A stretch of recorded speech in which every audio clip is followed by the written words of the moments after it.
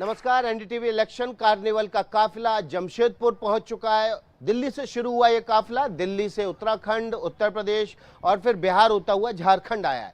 आज हम झारखंड के दूसरे शहर हजारीबाग के बाद जमशेदपुर पहुंचे हैं। जमशेदपुर इस इलाके की औद्योगिक नगरी है और इस शहर का एक नाम टाटा नगर भी है, क्योंकि इसे टाटा ने बसाया था और यहाँ पर टाटा के स्टील प्लांट के अलावा कई एक और औद्योगिक इकाइयाँ भी हैं। इस लोकसभा क्षेत्र की बात करें तो यहाँ से बीजेपी का यहाँ पर कब्जा है और पिछली बार यहाँ पर अभी के मुख्यमंत्री ने जेएमएम से उनका मुकाबला किया था, लेकिन तकरीबन 1.5 लाख वोटों से हारे थे। लेकिन अभी की स्थिति ये है कि कांग्रेस और जेएमएम का गठबंधन अभी तय नहीं कर पाया है कि इस लोकसभा सीट पर किसे चुनाव में लड़ाया जाए और किस दल को ये सीट दी जाए। जमशेदपुर से हमारे साथ खास मेहमान जुड़ रहे हैं। यहाँ पर स्वास्थ्य मंत्री बन्ना गुप्ता जी, जो कि यहाँ से विधायक भी हैं और यहाँ की सरकार में मंत्री भी हैं। बहुत बहुत स्वागत है बन्ना गुप्ता जी आपका। आप सवालों का सिलसिला सीधे शुरू करते हैं। बन्ना गुप्ता जी, चूंकि लोकसभा चुनाव है तो हम सीधे उसी से जुड़े सवाल आपसे लेते हैं। इस बार लोकसभा चुनाव में आपकी यहाँ पर सरकार है, किस तरह से आप बीजेपी को घेरने की तैयारी कर रहे हैं? क्योंकि बीजेपी बहुत ताकतवर हो गई है इस बार। राम मंदिर के शिलान्यास के बाद पूरे देश में एक राम लहर चल रही है और जिसका फायदा पूर्व की तरह बीजेपी को ही मिलता हुआ दिख रहा है। नहीं, निश्चित तौर पर मर्यादा पुरुषोत्तम श्री राम हम सबों में हैं, मेरे मन में भी हैं, तन में हैं, कन कन में राम हैं। और मैं कहता भी हूँ कि राम से बड़ा सामाजिक न्याय कोई हो नहीं सकता, पुरुषार्थ कोई हो नहीं सकता है। मेरा पूरा भारत धर्म स्थान है और मेरा राम तो मेरा हिंदुस्तान है। तो ये राम तो किसी पार्टी के नहीं हो सकते हैं, वो हर रग में राम है, धड़कन में राम है, कण में राम है, मेरे रोम रोम में राम है। इसलिए इसको पार्टी के हिसाब से आप नहीं देख सकते हैं। तो ये जो आपने अभी यहाँ पर कविता पाठ किया, क्या ये कविता आपने कांग्रेस के शीर्षस्थ नेतृत्व को सुना दी थी और इसी वजह से वो जब राम मंदिर का उद्घाटन होना था तो वहाँ रामलला के दर्शन करने नहीं पहुँचे? नहीं, रामलला का दर्शन वो एक श्रद्धा का विषय है, वो किसी राजनीति का विषय नहीं हो सकता है। हम यदि मर्यादा पुरुषोत्तम श्री राम को मानते हैं, यदि हम माँ दुर्गा को मानते हैं, तो कोई हमको गाइड क्यों करेगा? हमारी आस्था है, हमारी मनमर्जी है और हम अपने हृदय में राम को देख रहे हैं। हमारे तो मन में राम है, कन में राम है। इसलिए ये राजनीति का विषय नहीं है, ये आस्था और श्रद्धा का विषय है। चलिए ठीक है, हम आपकी बात को मान लेते हैं। अगर लोकसभा चुनाव में जनता यही बात मानकर अगर आपको वोट करती है या नहीं करती है तो वो साफ हो जाएगा। हम स्थानीय मुद्दों पे लौटते हैं। बन्ना गुप्ता जी, आप स्वास्थ्य मंत्री हैं और झारखंड का जो हेल्थ को लेकर इंडेक्स है उसमें काफ़ी पीछे स्थान है। क्या कुछ किया जा रहा है राज्य में स्वास्थ्य के स्तर पर काम करने के लिए? मुझे ये नहीं समझ में आता है कि आप लोग किस मानक के तहत ये बताते हैं कि इंडेक्स में हेल्थ जो है बहुत पिछड़ा है। आपने देखा होगा कि कोविड जब हुआ था और कोविड होने के बाद हमारी डबल इंजन की सरकार नहीं थी और हम लोगों ने बिना डबल इंजन के सरकार में भी हमने कोविड जैसी विश्वव्यापी बीमारी को पूरी हद तक लड़ा और उसके विरुद्ध में इतना बड़ा संक्रांत किया कि भारत सरकार को ये मानना पड़ा कि देश में तीसरे स्थान पर झारखंड राज्य आया। और हमने विपरीत परिस्थितियों में भी झारखंड के लोगों को, जहां पर हमारे पास एक भी आरटीपीसीआर लैब नहीं हुआ करता था और हम उसके लिए बंगाल और भुवनेश्वर जाते थे, बैकलॉग इतना लंबा होता था, आज हमारे राज्य में 17 आरटीपीसीआर लैब स्थापित हो गए। आज हमने कभी झारखंड ने नहीं देखा था कि कोबास 6800 मशीन लगेगी, वो भी 2-2 मशीन लग गई है। लोग बहुत पत्रकार भाई भी चिल्लाते थे जीनोम सीक्वेंसिंग की भी 2-2 मशीन लग गई है। 110 जो है पीएसए प्लांट लग गए हैं। आज हमारे यहाँ जो है 11,356 जो है हमारा जो है ऑक्सीजन युक्त बेड है। हमारे पास जो है 4,000 से ज़्यादा जो है हमारे पास आईसीयू के बेड संरक्षित हैं। तो हम सभी दृष्टिकोण में हम अपने राज्य को विषम और विपरीत परिस्थितियों में भी राज्य की स्वास्थ्य दिशा और दशा को मजबूत करने के लिए वचनबद्ध हैं। लेकिन आपके इसी जमशेदपुर में एमजीएम अस्पताल है, उसकी हालत तो बहुत ही खस्ता है। और ये जो हालत इसलिए खस्ता है, जो स्थानीय लोगों से हमारी बात हुई उन्होंने बताया क्योंकि वहाँ जो काम करने वाले डॉक्टर्स हैं वो प्राइवेट प्रैक्टिस करते हैं, तो फोकस पूरा इस पर होता है कि हॉस्पिटल के बजाय वो प्राइवेट दिखाने आए। नहीं, आपको ये भी नहीं भूलना चाहिए कि हमारा जमशेदपुर शहर बड़ा ही राजनीति के विषय में, ये मैं समझता हूँ कि एक ऐसी कोख है जहाँ से कई मुख्यमंत्री और उप मुख्यमंत्रियों का जन्म हुआ है। यहीं से हमारे आदरणीय अर्जुन मुंडा जी ने मुख्यमंत्री का पदभार ग्रहण किया, यहीं से हमारे रघुवर जी ने भी पदभार ग्रहण करने का काम किया, कोल्हान से जो है मधु कोड़ा जी ने भी पदभार ग्रहण करने का काम किया। और इसके बावजूद भी फुल बहुमत की सरकार, डबल इंजन की सरकार थी रघुवर जी के कार्यकाल में। और उस समय भी एमजीएम की दशा और आज की दशा में जीवन जो है उसमें ज़मीन आसमान का अंतर है। और आज हमने 434 करोड़ रुपया एमजीएम की नई पूरा जो है मल्टी स्पेशलिस्ट उसका अस्पताल बनाने के लिए 434 करोड़ रुपए का काम चालू करवा दिया है। नहीं, लेकिन बन्ना गुप्ता जी, समस्या यहाँ पर ये नहीं है कि आप इंफ्रास्ट्रक्चर खड़ा कर देंगे। इंफ्रास्ट्रक्चर तो खड़ा आज भी है, लेकिन उस इंफ्रास्ट्रक्चर को जो सपोर्ट बेस देते हैं वो नर्सिंग स्टाफ देता है, डॉक्टर्स देते हैं। अगर वो प्राइवेट प्रैक्टिस करेंगे तो कैसे जनता को सुविधा वहाँ पर देंगे? नहीं, देखिए उसमें बेसिक चीज़ केवल प्राइवेट प्रैक्टिस नहीं है। बेसिक चीज़ ये है कि मैंने केंद्रीय स्वास्थ्य मंत्री आदरणीय मनसुख मांडविया जी से जब जब हमारी बैठक हुई तब मैंने इसके बेसिक मुद्दे पर बात उठाई कि एक प्रोफेसर एलिजिबल होता है 2 हमारे डॉक्टरों के लिए। तो हमने उनसे कहा कि आप वो जो एमसीआई का गाइडलाइन है उस गाइडलाइन में उसमें चेंजिंग लाइए और एक प्रोफेसर को अधिकृत करिए। कम से कम 6 हमारे पीजी के स्टूडेंट होंगे, और जब 6 पीजी के स्टूडेंट होंगे तो निश्चित तौर पर जब हमारा स्टूडेंट बढ़ेगा और जो मानक भारत सरकार ने रोक के रखा है 2 पीजी स्टूडेंट 1 प्रोफेसर के लिए, तो हमारे पास फैकल्टी की कमी है। और फैकल्टी की कमी केवल हमारे यहाँ नहीं है, पूरे देश में फैकल्टी की कमी है। फिर भी हम विपरीत परिस्थितियों में भी हम हमारे 24 जिले के उपायुक्तों को कहा है कि आप डीएमएफटी फंड से ले लो, और हमने ये कहा है। लेकिन डॉक्टर एक ऐसी चीज़ है जिसको आप लाठी मारकर या उसके साथ बहुत टेढ़ा बोलकर नहीं कर सकते हैं, क्योंकि हम चिकित्सक को भगवान के दूसरे रूप में पूजते हैं, मानते हैं। इसलिए उसके साथ प्रेम, व्यवहार और उसके अपनत्व के साथ हम आगे बढ़ रहे हैं। एक और स्थानीय मुद्दा है आपके यहाँ फ्लाईओवर का। एक फ्लाईओवर है, मुझे बताया गया है यहाँ पर, वो पिछले कई सालों में उसका बार-बार शिलान्यास होता है, और अभी चुनाव की आचार संहिता लगने के कुछ दिन पहले एक बार और शिलान्यास किया गया आपके द्वारा। क्या ये फ्लाईओवर शिलान्यास में ही तस्वीरों में छपता रहेगा, दिखता रहेगा, या कभी जनता इस पे दौड़ पाएगी, ऊपर चढ़ पाएगी?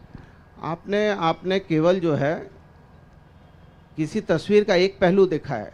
आप जैसे विद्वान पत्रकारों को इसके लिए भी जरूर सोचना चाहिए कि कभी कभी समाचार पत्रों में छपता है कि तार गिरा और 4 भैंस मर गई, लेकिन वो किसकी गलती से मरी, ये आलोचना समालोचना ही प्रेस का काम है। प्रेस का काम केवल आलोचना नहीं है, प्रेस का काम समालोचना भी है।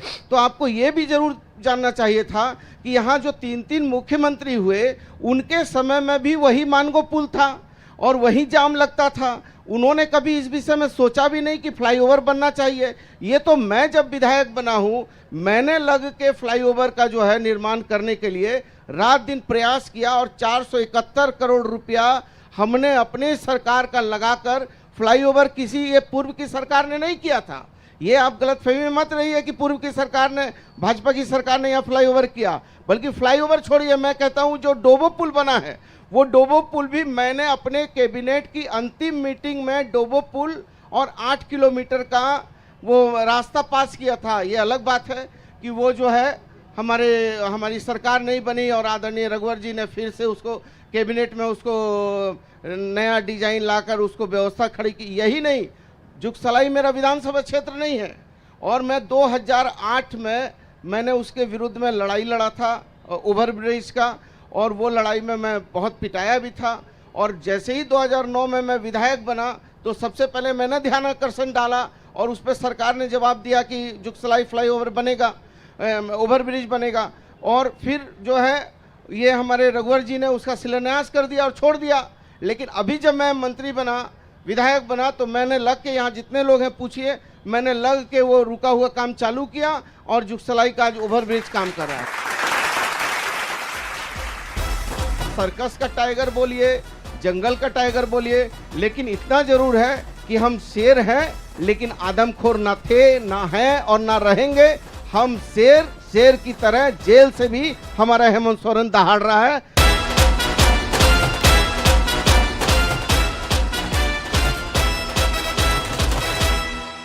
बन्ना गुप्ता जी, आप तो बड़े प्रगतिशील विधायक और मंत्री के तौर पर गिने जाते हैं, युवा पीढ़ी को आप बड़े आकर्षक लगते हैं।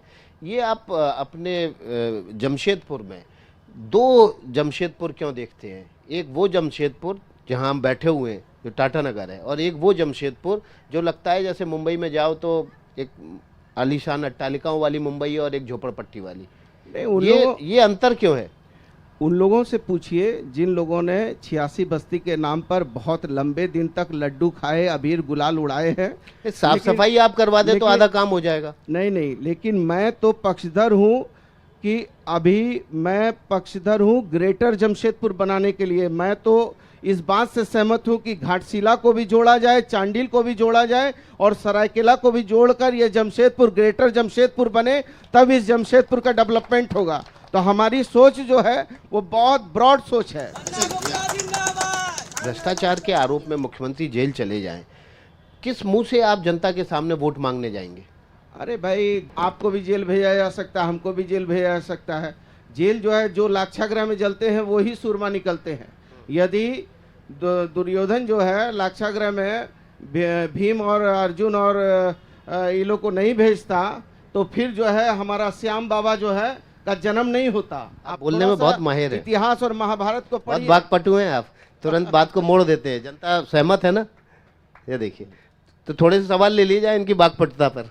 प्रभाकर जी, मंत्री जी से एक आग्रह होगा, स्वास्थ्य मंत्री हैं लेकिन उनके विभाग का मामला नहीं है, लेकिन राज्य में कई विश्वविद्यालयों में कुलपति नहीं है, जिसके कारण छात्रों को कई समस्या हो रही। इस पर आपकी सरकार का क्या मत होगा? मेरे छोटे भाई को मैं कहना चाहता हूं, कुलपति के ऊपर होता है कुलाधिपति, और कुलाधिपति गवर्नर साहब होते हैं, और गवर्नर साहब के अंडर में सारे विश्वविद्यालय आते हैं और वही उसके सर्वे सर्वा होते हैं। तो ये सवाल बेहतर होगा कि मुझसे ना पूछकर, मैं तो चूंकि सरकार का हिस्सा हूं, इसलिए जो भी गवर्नर साहब हमारे संवैधानिक गार्जियन हैं, अभिभावक हैं, उनका जो भी आदेश निर्देश होता है उसका अक्षरशः पालन करना राज्य सरकार की जवाबदेही है।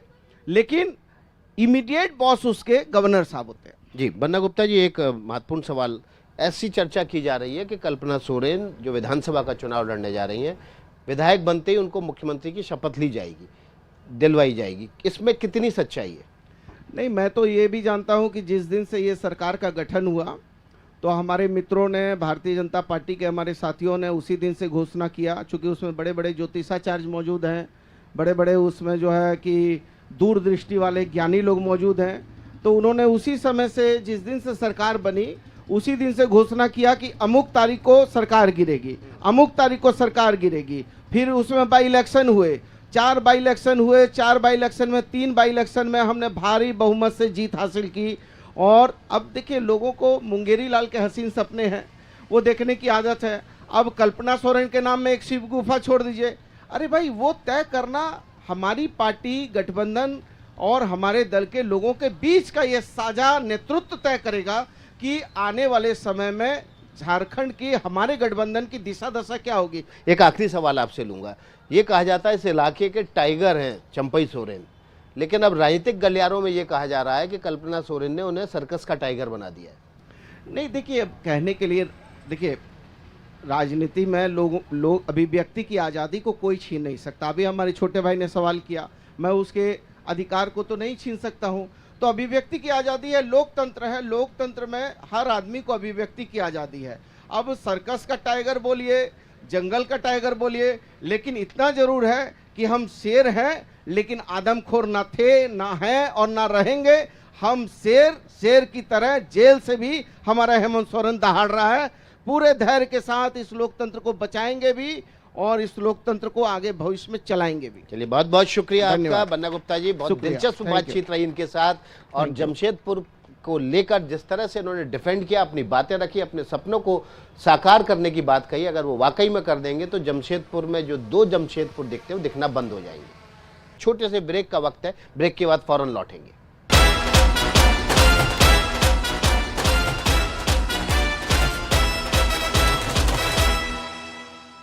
हमारा काफिला जमशेदपुर में है। यहाँ पर हमारे साथ कांग्रेस बीजेपी के लीडर्स होंगे, उनके साथ मुद्दों की बातचीत करेंगे और जनता जनार्दन भी होगी, जिनके साथ बातचीत करने के लिए हमारे सहयोगी प्रभाकर यहाँ पर मौजूद है और जनता से सीधे सवाल भी लिए जाएंगे। तो हम सबसे पहले यहाँ पर आमंत्रित करते हैं कांग्रेस के पूर्व जिलाध्यक्ष रविंद्र झा को, वे मंच पर आएं, अपना आसन ग्रहण करें और सवाल जवाब का सिलसिला उसके बाद हम शुरू करेंगे। रविंद्र झा जी के बाद हम आमंत्रित करेंगे बीजेपी के अभी के जिलाध्यक्ष सुधांशु ओझा जी को, वे भी मंच पर आएं और अपना आसन ग्रहण करें ताकि हम बातचीत के सिलसिले को आगे बढ़ा सकें। सुधांशु ओझा जी के बाद मैं आमंत्रित करूंगा चैम्बर ऑफ कॉमर्स के पूर्व अध्यक्ष मुरलीधर केडिया जी को, वे भी आए मंच पर, अपना आसन ग्रहण करें और उसके साथ ही हम यहाँ पर बातचीत का सिलसिला शुरू करेंगे ताकि यहाँ के स्थानीय समीकरणों के अलावा स्थानीय मुद्दों को भी समझ सकें और जनता की जो आकांक्षाएं हैं, इच्छाएं हैं, उनको अपने दर्शकों तक पहुंचा सकें। तो सवाल जवाब के सिलसिले को शुरू करते हैं हम, और यहाँ पर हमारे साथ हमारे कुछ खास मेहमान जुड़ चुके हैं। सबसे पहले हम बीजेपी के जिलाध्यक्ष उनसे बात करेंगे, ओझा जी से। मैंने सुना था कि बीजेपी चाहती थी कि हर जिले से तकरीबन 50 से 60 हज़ार लोग पहुँचें जो रामलला के दर्शन करें और रामनवमी तक ये टारगेट पूरा भी हो जाए। क्या वो टारगेट आपको भी मिला था और पूरा हो गया है? भारतीय जनता पार्टी राम की पार्टी है। लोग ऐसे कहते हैं कि राम की पार्टी ने, राम किसी की पार्टी के नहीं है, लेकिन कोई पार्टी ऐसा भी देश में है, वो है भारतीय जनता पार्टी, जो कहती है कि हम राम के लिए समर्पित हैं। राम से चाहता तो सब कोई है, लेकिन राम को कुछ देना भी होगा। राम के जो भक्त हैं, जो जंगलों में है, कंदराओं में है, गरीब के झोपड़ियों में है, उनके आस्था का केंद्र है। 500 साल से भारत के आस्था के जो बिंदु है राम, उसको तहस नहस कर दिया गया। और भारत में जो पहले जो सरकार थी, किसने तहस नहस किया था? भारत में जो भी आक्रमणकारी थे उन्हें 500 साल पहले तहस नहस किया। और वर्तमान में अंग्रेजों की आज़ादी के बाद से देश में जो शासन व्यवस्था आई, यह शासन व्यवस्था उन्हीं व्यवस्थाओं को मजबूत करने का काम किया। सुधांशु ओझा जी, रविंद्र झा जी आप पे सीधा आरोप लगा रहे हैं कि आज़ादी के बाद जिनकी सरकारें आई, देखिए देश गुलाम था, अंग्रेजों के जंजीर में जकड़ा हुआ था। हमारे पूर्वजों ने, कांग्रेस परिवार के जो हमारे पूर्वज थे, उन्होंने ये महसूस किया कि हमें आज़ाद हिंदुस्तान में सांस लेना है। तो आज़ादी की लड़ाई हम लोग लड़े, कांग्रेस के लोगों ने लड़ा और बरसों बरसों जेल में रहकर इस हिंदुस्तान को आज़ाद करवाया। निश्चित रूप से हिंदुस्तान की आज़ादी में सभी धर्मों का सहयोग रहा। हिंदू, मुस्लिम, सिख, ईसाई सबों ने अपना सहयोग दिया, सबों ने त्याग और बलिदान किया। उसके बाद हिंदुस्तान आज़ाद हुआ है। तो निश्चित रूप से लोकतंत्र है, लोकतंत्र में सर्वधर्म समान का नीति होता है और सभी धर्मों को सम्मान मिला। 70 वर्ष में जहां इस देश में सुई नहीं बनता था, एक समय ऐसा भी था। लेकिन बीजेपी कहती है राम को ही सम्मान नहीं मिला। देखिए, ये तो व्यावसायीकरण की बात है, राजनीतिकरण की बात है। राम सम्मान का चीज है, मर्यादा पुरुषोत्तम है, हर दिल में बसे हुए हैं, कण कण में बसे हुए हैं, हर सनातन धर्म को मानने वाला लोग। यहाँ तक कि आप देखिएगा कि जब जुलूस निकलता है हमारे यहाँ, तो बहुत मुस्लिम लोग भी कैंप लगाकर जो उसमें उस जुलूस में रहते हैं, उसको शरबत पिलाने का काम करते हैं। तो फिर ऐसा तो कुछ दिखता नहीं है। कांग्रेस के पास तो कोई मुद्दा ही नहीं बचा है। अगर ये सीट आपको मिल भी गई, कैसे आप वोट मांगेंगे, क्या दिखाएंगे? देखिए, अभी तक जो चर्चा चल रही है, ये सीट जेएमएम को जाएगा। और पहले ही हथियार डाल दिए? नहीं, एक्चुअली हमारे यहाँ जो गठबंधन का अभी फॉर्मूला तय हुआ है, उसमें ये सीट जेएमएम को जा रहा है। और चूँकि यहाँ एमएलए जेएमएम के ज़्यादा हैं और यहाँ पश्चिम में भी एमएलए सारे के सारे जो हैं वो जेएमएम के हैं, तो निश्चित रूप से ये सीट जेएमएम को जा रहा है। और जहाँ तक बात है, हथियार डालने की बात नहीं है।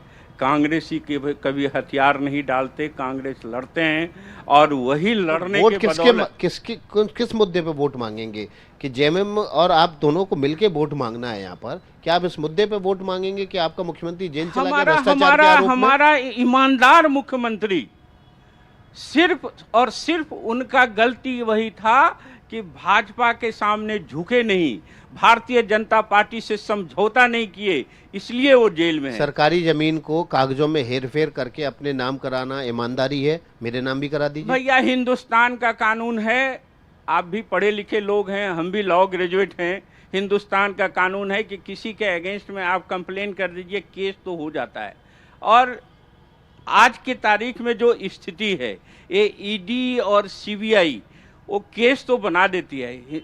हेमंत सोरेन एकदम निर्दोष हैं, उनका कोई दोष नहीं है, और हेमंत सोरेन निर्दोष हैं, ये इस बार के चुनाव में यहाँ की जनता फैसला करेगी। और निश्चित रूप से हमारा जो जेएमएम का कैंडिडेट होगा जमशेदपुर में और पश्चिम सिंहभूम में, वो जीतेगा जीतेगा जीतेगा। चलिए पूछ लेते हैं, चैम्बर ऑफ कॉमर्स के पूर्व अध्यक्ष हमारे साथ केडिया जी हैं। केडिया जी, क्या यहाँ पर भ्रष्टाचार एक मुद्दा है चुनाव में, उस पर वोट गिरेगा या नहीं गिरेगा?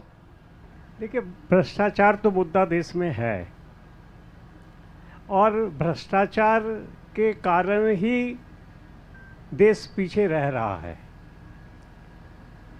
हम जितनी भी बातें कर लें, लेकिन हर विभाग में भ्रष्टाचार है, इस बात से कोई इनकार नहीं कर सकता है। लेकिन लोग यहाँ मानते हैं कि मुख्यमंत्री ने, पूर्व मुख्यमंत्री ने भ्रष्टाचार किया है। देखिए, यहाँ लोग माने उसके पहले कोर्ट माने। मामला चूंकि जब कोर्ट में लंबित है, क्योंकि हर व्यक्ति, जितने भी नेता हैं जिनके मामले कोर्ट में लंबित हैं, जो जेल में हैं, हर नेता कहते हैं मैं निर्दोष हूँ। लेकिन जो बार बार जोर दे के कहते हैं कि मैं निर्दोष हूँ, उनकी 3 महीना 4 महीना 6 महीना तक यदि जमानत नहीं होती है, तो जनता कैसे मान ले कि वो निर्दोष है? भ्रष्टाचार देखिए मुद्दा है। अब कांग्रेस भी इलेक्टोरल बॉन्ड में भ्रष्टाचार के मुद्दे को हवा दे रही है, कह रही यहाँ पर भी भ्रष्टाचार हुआ है। जिनको ठेके मिले, जिनकी जांचें चल रही थी, उन्होंने आपको पैसा दिया। देखिए, ऐसा है कि हमारे सांसद की संख्या देख लीजिए और हमारे चंदे का देख लीजिए, और इनके सांसद की संख्या देख लीजिए और इनके चंदे का देख लीजिए। सांसद से चंदे की संख्या क्या लेना देना? एक मिनट, दर तो तय होता है साहब। जो जितनी बड़ी पार्टी, जितना बड़ा देश की राजनीति में योगदान, लोग चंदा उस रूप में देते हैं। हमसे प्रति सांसद 3 गुना ज्यादा इनको पैसा मिला है। अब तक तो लुका छुपा के केवल ब्लैक मनी रखते थे, सारा ब्लैक मनी इनके पास रहता था। अब तो है कि मोदी जी लाएं इलेक्टोरल बॉन्ड। कमी किसी में हो सकती है, नियत में खोट नहीं हो सकती है मोदी जी का। और उन्होंने पारदर्शी तरीके से यह तय किया कि आप जो चंदा देंगे वो सरकारी रिकॉर्ड में रहेगा, ब्लैक मनी के काम नहीं चलेगा। मोदी जी की गारंटी है, ये देश में चोरी नहीं चलेगी, जो चोर होंगे वो पकड़े जाएंगे। कल आज पकड़ा है या कल पकड़ा है। कैसे भाई, कैसे जवाब देंगे आप? इलेक्टोरल बॉन्ड पे भी इन्होंने तर्क गढ़ लिए। भैया क्या बताऊं, हंसी आती है। मोदी जी 2014 के चुनाव के पहले जब अपने वक्तव्य को रखते थे, तो सबसे पहले कहते थे कि 100 दिन में अच्छे दिन आ जाएंगे, 100 दिन में अच्छे दिन आ जाएंगे, काला धन हम वापस लाएंगे। और काला धन जब वापस आ जाएगा भैया, तो हर एक व्यक्ति के खाते में, हिंदुस्तान के हर एक नागरिक के खाते में 15-15 लाख चले जाएगा। लोगों से पूछ लेते हैं अच्छे दिन आए कि नहीं आए। अभी दूध का दूध और पानी का पानी हो जाएगा, ठीक है ना? उसके बाद दूसरे सवाल ले लेंगे। प्रभाकर जी, पूछ लीजिए, क्या अच्छे दिन आए? अच्छे दिन का मुद्दा था, तो मेरा इतना ही कहना है कि बेहतर दिन आ गए हैं, अच्छे दिन इज वर्क इन प्रोग्रेस। ये जो इलेक्ट्रल बॉन्ड का जो किस्सा है, ये अब तक का इंडिया का सबसे बड़ा स्कैम है जो हम आज देख रहे हैं। तो ये जो बीजेपी पार्टी है, ये अलायंस कंपनी जो बीफ एक्सपोर्ट कंपनी है इंडिया की, ये बीजेपी को चंदा करती है और बीजेपी इस पर कोई सवाल नहीं करती है। केडिया जी, आप मानते हैं अच्छे दिन आ गए? आप तो व्यापारी हैं, व्यापारी सबसे पहला। मैं तो वैसे पेशे से अधिवक्ता हूँ। अच्छे दिन आए या नहीं आए, यदि आप लोग 30 साल 40 साल पहले की बात याद होगी आप लोगों को, लाइन लगना होता था राशन लेने के लिए, लाइन लगना पड़ता था पेट्रोल लेने के लिए, और लाइन लगना पड़ता था गैस लेने के लिए। आज अच्छे दिन नहीं आए तो आपको घर बैठे राशन पहुंच जाता है, घर बैठे गैस पहुंच जाता है। तो ये अच्छे दिन तो आए हैं। महंगाई की बात, बेरोजगारी की बात करते हैं, हम समझते हैं कि महंगाई और बेरोजगारी की बात वो लोग करते हैं जिन लोगों के पास रोजगार की सुविधा नहीं है। आप यदि एक बात देखेंगे कि आपको काम करने के लिए आदमी नहीं मिलता है, लेकिन बेरोजगारी है। आज महंगाई है, लेकिन बाजार में आप चीजों आप ये की- कह रहे हैं कि जो घर घर राशन मिलने लगा है उसकी वजह से कामगार आदमी नहीं मिल रहा है?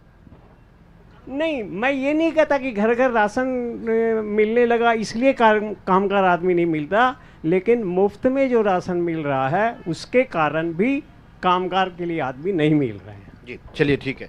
अब झा साहब मैं आपसे सवाल पूछूंगा। आपकी सरकार है, यहाँ पर मिली जुली सरकार है, यहाँ पर जो मुद्दा है एयरपोर्ट का, एयरपोर्ट बन जाना चाहिए, औद्योगिक नगरी है, क्यों नहीं है एयरपोर्ट, और आपकी सरकार इस पर क्या कदम उठा रही है? यहाँ बहुत सारे लोगों से हमने बात की, सब कह रहे थे एयरपोर्ट का काम शिलान्यास होने के बाद से अटका हुआ है क्योंकि राज्य सरकार से कुछ एनओसी बाकी है। निश्चित रूप से एयरपोर्ट बहुत बड़ा रिक्वायरमेंट है। एनओसी क्यों नहीं मिल रही है? आपकी तो सरकार है। एनओसी का जहाँ तक बात है, राज्य की सरकार प्रयास कर रही है, उसमें हम मतलब कि हमारे सांसद भी बहुत प्रयास किए हैं। मैं पार्टी लाइन से अलग हो हट के कहना चाहता हूँ, लेकिन निश्चित रूप से कहीं ना कहीं सेना की बात आ जा रही है, कहीं ना कहीं फॉरेस्ट की बात आ जा रही है, उसमें थोड़ा समय लगता है, लेकिन उम्मीद है कि बहुत जल्द एनओसी राज्य सरकार की तरफ से भी हो जाएगा, और जो भी अड़चन है केंद्र सरकार भी प्रयासरत है उसमें वो आपकी तरफ से। देखिए तमाम राज्यों में तो फटाफट एयरपोर्ट बन भी गए, उड़ानें भी हो गई। वहाँ डबल इंजन की सरकार है। देखिए ऐसा है कि ढालबुमगढ़ में जहाँ एयरपोर्ट बनने का प्रस्तावित है, जहाँ वहाँ हम गए हैं, अपनी मोटरसाइकिल से पूरे परिसर को घूमे हैं। द्वितीय विश्व युद्ध में लड़ाई लड़ने के लिए अंग्रेजों के द्वारा वो एयरपोर्ट डेवलप किया गया था, और उसका भारत में भी सेना कोई उपयोग नहीं करती कि वहाँ का जो सरफेस है टूटा फूटा है। ग्रामीण लोग आसपास के गांव में जाने के लिए उस सरफेस से उपयोग करते हैं, टूटी फूटी रास्तों पर पूरा इलाका सरफेस है। और वहाँ को एयरपोर्ट बनाने के लिए बिहार, बंगाल, उड़ीसा, झारखंड, बंगाल और उड़ीसा इसका एक बहुत बड़ा हब है जो उसके लिए उपयोगी है, आर्थिक रूप से भी वो फायदेमंद है। लेकिन झारखंड की जो सरकार वर्तमान में है, इन्होंने भारत सरकार को एनओसी लेके उसमें नंबर जोड़ दिया लास्ट में कि एलिफेंट कॉरिडोर वहां है। अब ये आप फाइल तो फंसा दिए आप। नहीं ऐसी बात नहीं है भैया, वहां से 66 किलोमीटर दूर एलिफेंट कॉरिडोर है। आप कौन है जिम्मेवार उसका? ये चाहते हैं कि भारत सरकार पैसा दी, विकास हो, क्योंकि इनकी पार्टी विकास के विरोधी है। जवाब दीजिए झा साहब। देश में गरीबी इनके सहारा दया। राम मंदिर का निर्माण करा दिया आपने, और भी बहुत सारी चीजें आप गिनाते हैं, समान नागरिक संहिता लागू करने की आपने बात कह दी, 3 तलाक भी आप उपलब्धि गिनाते हैं। अब ये तो सब राष्ट्रीय मुद्दे हैं, स्थानीय मुद्दे क्या हैं? किस दम पर आप वोट मांगेंगे कि हमारे सांसद को यहाँ से जिता के भेजिए जमशेदपुर के लिए? क्या किया उन्होंने? देखिए, अपने जो जमशेदपुर लोकसभा क्षेत्र है, इस शहर के अलावा एक बहुत बड़ा भूभाग ग्रामीण क्षेत्र में है। एक पूरे लोकसभा का एक छोटा सा इलाका है जो शहर में है, बाकी ग्रामीण है। यहाँ की जमीन उपजाऊ नहीं है, पठारी क्षेत्र है जमशेदपुर। और जब गांव में आप जाएंगे, पूरे नक्सल प्रभावित क्षेत्र थे। हर ब्लॉक, हर गांव आज से 10 साल पहले कोई जाता नहीं था, क्योंकि मैं अपने व्यापार के चलते घुमा हूँ इसलिए जानता हूँ। उस समय के फिजा और आपके फिजा में बदली हो गया। उस समय आप गाड़ी से जा नहीं सकते थे, पुलिस पेट्रोलिंग होती नहीं थी, सीआरपीएफ नहीं जा पाती थी। आप देखेंगे, आप जंगल यहाँ भी देखेंगे, जहाँ नक्सल उग्रवाद था वहाँ हर जगह पुलिस पिकेट बन गया। जो ग्रामीणों का नक्सल शोषण करते थे, उनके रोजगार मारते थे, उनको जबरदस्ती अपने दल में शामिल कर लेते थे बगैर उनके इच्छा का फोर्स से, तो सारे चीज बंद हो गए हैं। हर ग्रामीण क्षेत्र में जाइए, जंगल में जाइए, आपको हर जगह रोड मिलेगा। भारत सरकार की जितनी नागरिक सुविधाएं हैं जनता के लिए, जितने एक एक आदमी को कैंपिंग करके उनके गांव को लोगों को जोड़ के सारे भारत सरकार की योजनाओं का लाभ ग्रामीण क्षेत्रों में हम लोग दे रहे हैं। इतनी सारी चीजें गिना दी आपने। कांग्रेस जेएमएम तो कैसे चुनाव लड़ पाएगी भाई? इन्होंने तो उपलब्धियां राष्ट्रीय स्तर पे भी हैं, स्थानीय स्तर पे भी। भैया मैं आपको बताऊं कि पिछले चुनाव में कोल्हान क्षेत्र है, इसमें 3 जिला पड़ता है, जमशेदपुर पूर्वी, जमशेदपुर पश्चिमी और सरायकेला खरसावां। इनका एक भी विधायक नहीं जीता।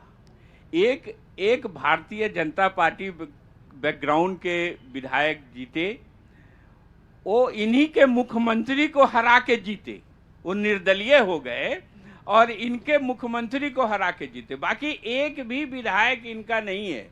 तो उस स्थिति में हम दावा करते हैं कि इस बार भी जनता का मानसिकता वही रहेगा और जनमत हमारे साथ है। हमारे जो भी कैंडिडेट होंगे, वो जेएमएम के कैंडिडेट हो, कांग्रेस का कैंडिडेट हो, जीत निश्चित है, निश्चित है। जनता के पास चलते हैं, भैया, जनता जहाँ से समझ तक- लेते हैं। जहाँ तक बात है, जी प्रभाकर, जनता से बात सवाल ले लीजिए। मेरा सभी दलों से है कि जमशेदपुर में सबसे ज्यादा एक तो प्रॉब्लम हो गया पोल्यूशन का, जो काली माटी से लेके कोई भी दल इसके बाद सत्ता में आने के बाद इस पर उठाता नहीं है। प्रदूषण का सवाल है।